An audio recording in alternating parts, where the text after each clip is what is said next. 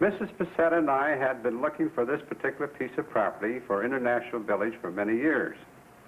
It was on site that we hoped to build. Busy at that time with work all over the country.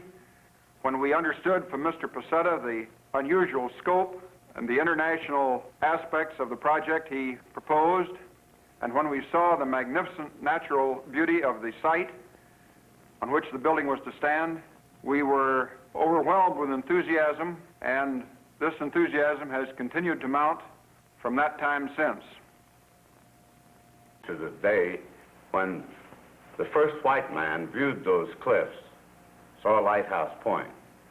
Juan Rodriguez Cabrillo, on November the 18th, 1542, sailed his flagship to San Salvador.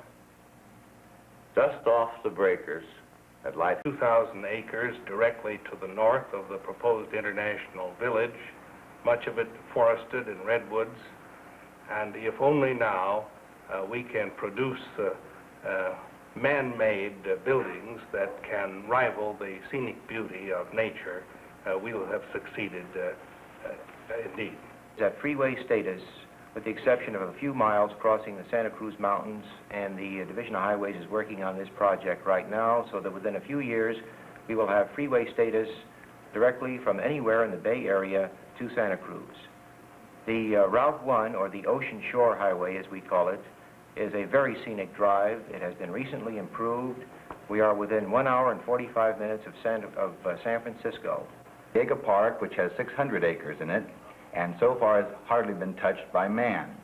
We have great plans for this park. We're going to have a golf course, a picnic ground, and horseback riding, and a roving archery range, which would be very appealing to a great number of people.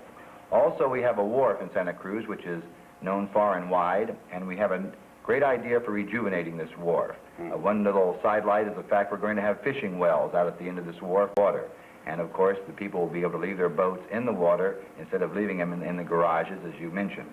This will be a harbor refuge for boats that are traveling up and down the Pacific coast, and a very important one because it's in Central California. One other aspect which is very important and true is the fact that we have wonderful weather in Santa Cruz. Year-round sailing weather. We have a very steady climate, a very enjoyable climate, with very little fog, very little rain in the winter.